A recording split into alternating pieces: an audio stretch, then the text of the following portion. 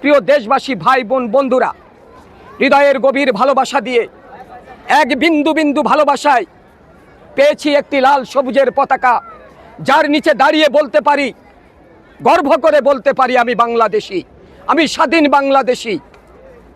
এদেশ আমার, এদেশ আপনার, এদেশ আমাদের সকলের।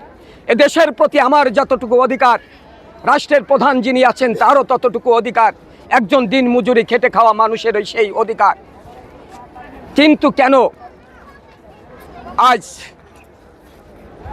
52 বছরের উপরে হয়ে গেছে আমরা এদেশ স্বাধীন করেছি, স্বাধীনতার সার্বভৌমত্ব একটি দেশ পেয়েছি, কিন্তু যে দেশ থেকে হাজার হাজার কোটি টাকা হায়নারা লুটিয়ে নিয়ে যায়, তাদের বিচার কেন হয় না? কি করে তারা পালিয়ে যায়? যে ঘাম ঝরানো টাকা শ্রমিকের এদেশ থেকে চলে গেছে। আসুন না, দেশের জন্য নিজেকে বিলিয়ে দেই, তাদের বিচার করি, এমন বিচার করি যাতে আর কোনো হায়না এই ধরনের থাবা দিতে না পারে, দেশের টাকা বিদেশে নিয়ে পাড়ি জমাতে না পারে। প্রিয় বন্ধুরা, আমি কবি মোহাম্মদ আজিজুর রহমান আজাদ এই প্রশ্ন আপনাদের কাছে রেখে আমি আজ বিদায় নিব। তবে যাওয়ার আগে একটি কথা বলে যাব। আমি উচ্চ শিক্ষা নিতে পারিনি আমার বাবার দারিদ্রতার কারণে।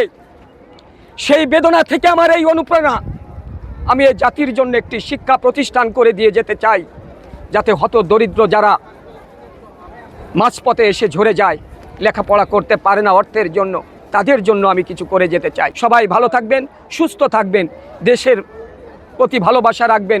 আগামী প্রজন্মকে আমরা যাতে ভালো কিছু দিয়ে যেতে পারি। দেশ আমাকে কি দিয়েছে কথা কখনো ভাববো না, আমি দেশকে কি দিয়ে যাচ্ছি, এটাই হোক আমাদের সকলের স্বপ্ন। আসসালামু আলাইকুম ওয়া রাহমাতুল্লাহি ওয়া বারাকাতুহু।